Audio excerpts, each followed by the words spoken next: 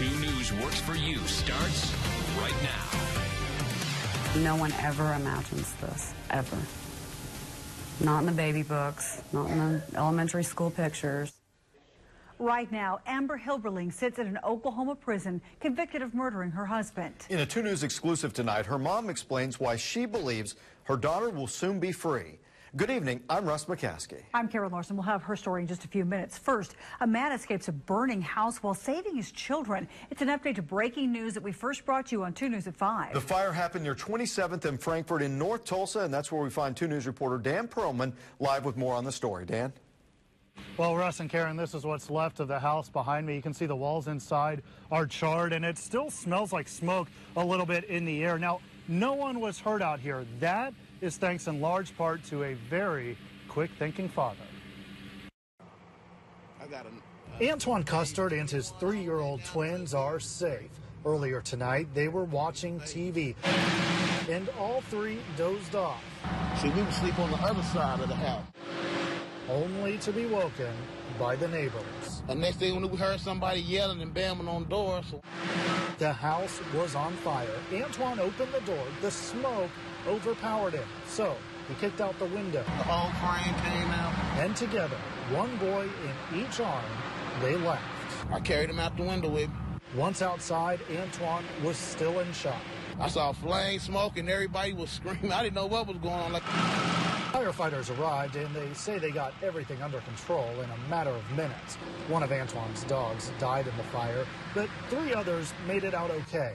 Now, this father, forced to think quickly, has something to say to those neighbors who came banging. I told everybody thanks. As he holds his boys, I'm glad I'm alive and the twins is all right. A little closer. Now, firefighters tell me that this fire is still under investigation and the home behind me is destroyed. I asked Antoine if there were smoke detectors in the home. He told me there were, but they were not working. Live in North Tulsa, Dan Perlman, 2 News, Works for You. Thank you, Dan. Now, today, Tulsa firefighters returned to the scene of a fatal fire in North Tulsa. The trip was to make sure neighbors of the man who was killed yesterday have working smoke detectors. They passed out batteries and new detectors to those in the area. Fire officials say the death may have been prevented if there'd been a working smoke detector in that home. It just takes a few seconds for you to become disoriented when you start breathing in the hot smoke and gases. It needs to pretty much be muscle memory for you to get out, and you need an early warning to make sure that you can get all the way to the door before you pass out. Neighbors say the elderly man didn't hear very well, and firefighters say there is a program for special smoke detectors for those with hearing disabilities. Just call your local fire station.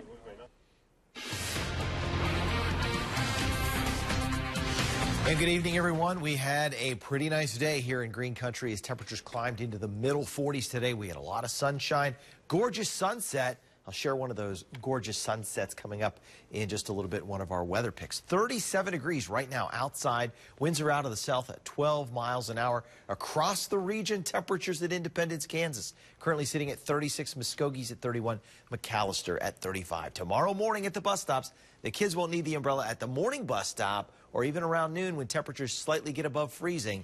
But in the afternoon, there is a chance for some drizzle, and that could turn to some freezing drizzle or even some snow tomorrow night. We'll check out where and when in just a few minutes in your Storm Shield forecast. All right, thank you, Brett. And you can continue to monitor Brett's weather conditions on our website, kjrh.com, and the 2 News mobile app. A Tulsa woman is serving 25 years in an Oklahoma prison after pushing her husband out of a Tulsa high-rise. But now Amber Hilberling's mom believes that she will be free within a year. In a 2 News exclusive, reporter Liz Bryant reveals the errors this family says happened during the trial. Liz? Russ, these 50 pages ask Oklahoma's highest court to review this case and claims there were 6 errors in Amber Hilberling's trial. Attorney Clark Brewster took on the appeal for free.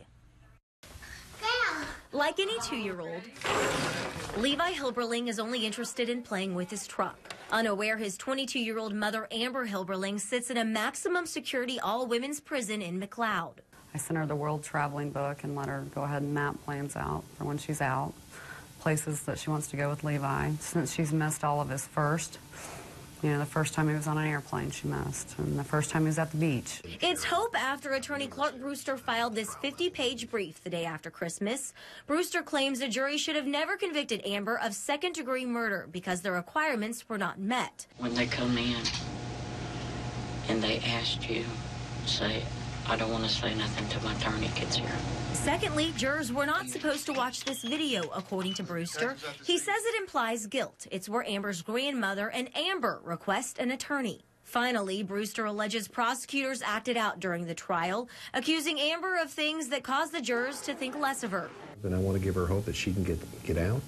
I believe that the conviction will get reversed and will be set back for another trial, which I will try personally, and I think she'll be acquitted. Put the spotlight on the prosecutor, or put the spotlight on the police, or put the spotlight somewhere other than the person who's accused of the crime. That's not unusual.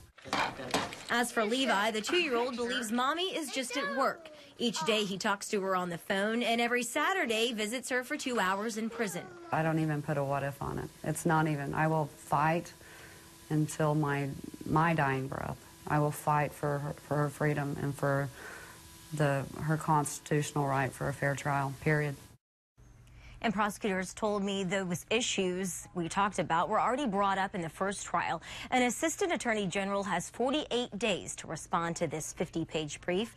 Then it's up to Oklahoma's Court of Criminal Appeals to decide if indeed errors occurred and order a new trial to be set. Liz Bryant, 2 News, works for you. Liz, thanks. Now, on the 1-year anniversary of a quadruple murder case in South Tulsa, the 2 men charged appeared in court. James and Cedric Poore were in court today for one of the many hearings before the murder trial begins. Prosecutors say they have until March to file paperwork on whether they'll pursue the death penalty. No trial date has been set in the case. Well, the 4 women were murdered at the Fairmont Terrace apartment complex, and the mother of 2 of the women placed a memorial just yards from where the bodies were discovered.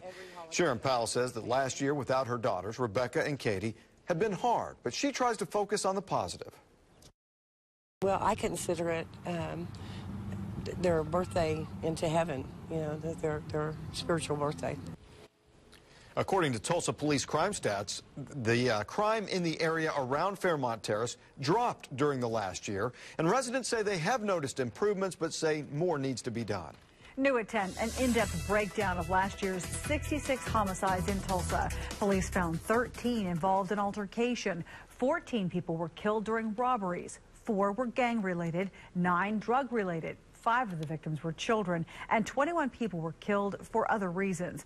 We are tracking all murders on our website, kjrh.com, and that's where you can find a complete list of last year's homicides. New at 10, one woman is in stable condition tonight after this accident on State Highway 66 in Creek County.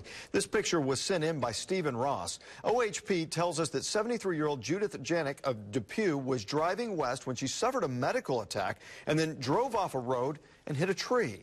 She was pinned for about 40 minutes before a trooper and Creek County deputy were able to get her out of the car. The Tulsa County Health Department warns the flu season is in full swing. As students return to school after winter break, doctors now expect to see a spike in flu cases. They say putting more people in close proximity, such as a classroom, is a recipe for spreading germs.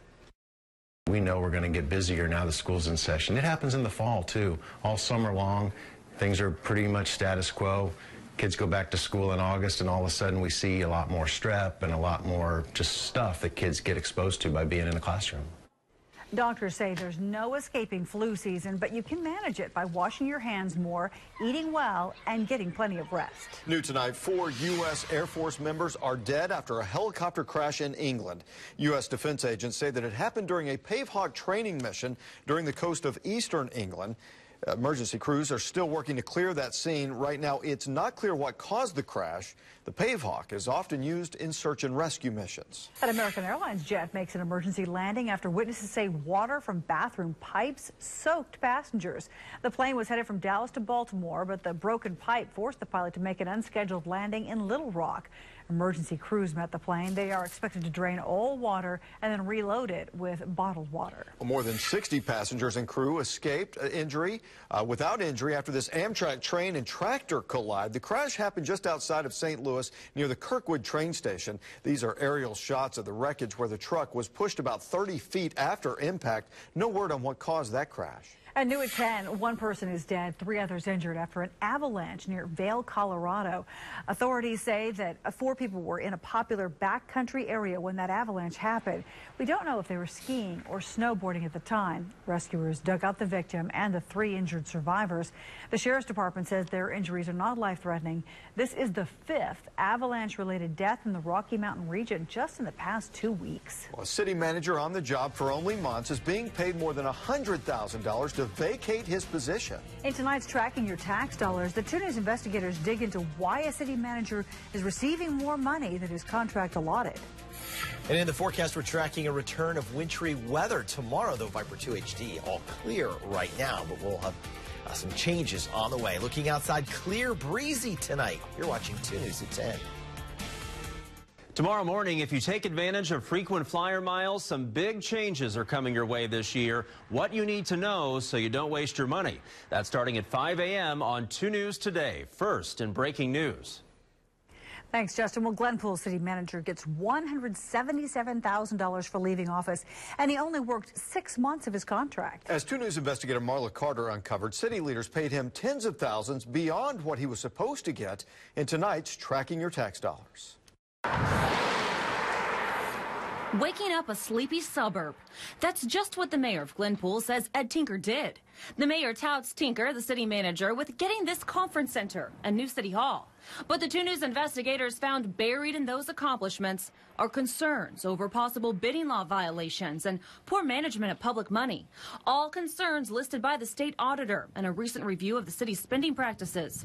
The auditor sent his concerns to the district attorney. Now the OSBI is launching an investigation. At the same time, Tinker announced his retirement, just 6 months into a new 2-year contract. Tinker's been with the city for 7 years. Glenpool Mayor Mamadou Sesse says he's not surprised by Tinker's announcement. He was thinking about retiring, and the will of the majority of the council was to honor that. The 2 News investigators obtained Tinker's contract. It says he gets 6 months severance pay when he leaves. Then we looked at his settlement agreement. Basically, it's a document that wraps up any loose ends. It says he'll get 9 months pay. That's 3 months longer than his contract says he was supposed to get. That extra 3 months adds up to $60,000. His total package is $177,000, all paid for by the taxpayer. Glenpool councilor Alice Korb voted for the deal. She didn't want to do an interview, but talked to us and said she's legally not able to talk about specifics of the agreement, but said she feels it is in the best interest of Glenpool. And sent the 2 News investigators this statement, quote, "It was a mutual agreement between Mr. Tinker and the majority of City Council. Mr. Tinker has done a lot of great things for Glenpool, and he will be deeply missed." The other councilor who voted yes, Trish Agee, didn't return our calls or emails. And while Mayor Sesse feels Tinker has done great work for the city, he voted no on the deal to pay Tinker 9 months instead of 6. I'm not willing to pay him any dime for any month he hasn't worked. I don't think it's a good way of spending taxpayer money, and I don't believe in paying anybody for work not being performed. Tinker's last day is Monday. As for the OSBI investigation, it is just getting underway, so no word on when it will wrap up. If there's something you'd like the investigators to look into, send me an email at mcarter@kjrh.com. That's mcarter@kjrh.com. It's a story we will continue to follow. Marla Carter, 2 News works for you. Marla, thanks. Well, the countdown to Sochi begins today. That it does. The official Olympic clock in Moscow shows exactly 31 days until the start of the Games. Sports fans in Russia say they are confident in their country's performance, especially in ice hockey. One woman there is looking forward to the Games and says that foreign visitors are really going to be impressed with Sochi. The opening ceremony is scheduled February 7th, and you can watch it all right here on KJRH. Storm Shield weather, certified most accurate. And good evening, everyone. A little bit of a break from the wintry. And no problems tomorrow morning, 25 and dry tomorrow late afternoon. Evening, maybe some minor ice accumulations around Green Country.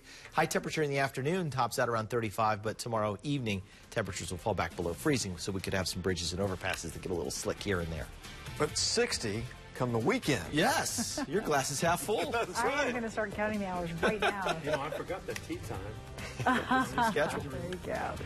Thanks for joining us.